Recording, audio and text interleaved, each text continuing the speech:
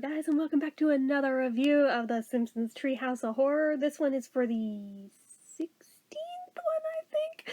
So anyway, that obviously would have been in season 17, and this one's a fun one, and this one I feel like they did a better job on it feeling Halloween-y, which makes up for the last one kind of sucking. So the first segment on this one is BI, Bartificial Intelligence, which starts off with I guess they're at a hotel somewhere, and Lisa's just chilling on the bed. Bart's like, hey, Lisa, think I can make this jump from here to the pool?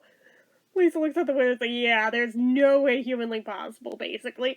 And he's like, what if I do it backwards? And before she can say anything, he's already out the window and obviously into the frickin' pavement because, duh! Darwin Award, basically. And she's yelling, hey mom, remember that time when you said you wish we never grow up? Like, oh damn, dude. So next shot is like them at the hospital. Bart's in a coma, he's like on life support and shit, and while they're reassuring them that he's not dead, he does, Dr. Hibbert does slip up and say something about like their dead son. Wait, I just thought you said he's not dead. And well, I mean, basically. But he then refers them to a robot replacement child, which is so sick, but at the same time, you know, they're desperate, so they order one. And it's like the perfect little boy, just as a robot. And they all fall in love with him, and he's so well behaved, and like he's a nice addition to the family. He's not a replacement, but he's a nice addition.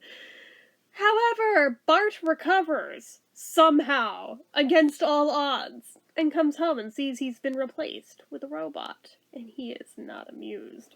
So next thing you know, it's down to war between the robot and Bart, and you know what? They pick the robot over Bart, but you do see, like, a scene of Homer driving one of the boys in the car deep into the forest, basically giving him the brush off of why he's going to ditch him here in the woods, and you must understand, right?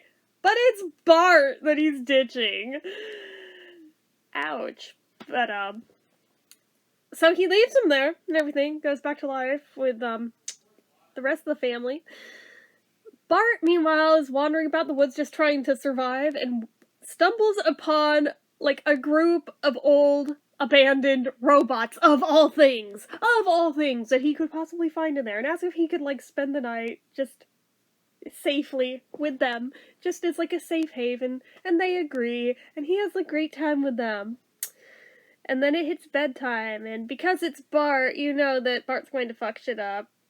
In the morning, like, all the robots have been stripped of stuff, and lest did they know that Bart turned himself into a cyborg and goes home to end the robot and retake his rightful place. He also slices through Homer to get to him. So for Homer to survive, he becomes half robot using some of the parts from the robot. It's fucked up, but you know what? For a Halloween vibe, you know what? It kind of works. It kind of works. Just saying. So, segment 2 is Survival of the Fattest. And that one, Mr. Burns sent out an invitation that Homer gets in the mail, inviting him to the world's most dangerous game, including devious laughter in parentheses at the bottom. And Marge begs Homer not to go to this thing. It sounds dangerous. Why would Mr. Burns invite you to such a thing? Yeah, he doesn't know, but he goes anyway, and like everyone he knows in town are all there at this party. Well, if you could call it that. And Mr. Burns goes ahead and admits that it is the world's most dangerous game. And that basically the rules of the game are he's going to hunt them for sport. He will give them a 5-minute head start, but after that, he's out to shoot to kill. Great! He wants to mount their heads like animals on the wall. Yup, it's like that, and one by one he picks them all off. Except for Homer, who... The bizarre thing, I just watched it, I'm like, how did this one resolve? Like, I know he was, like, the last man standing, but did he, like, flip it around on Mr. Burns? I actually don't remember how it resolved, but I remember it was, like, honestly done pretty well. It felt like something I've seen before. I don't know if it was a movie or a show, but I feel like I've seen this premise before.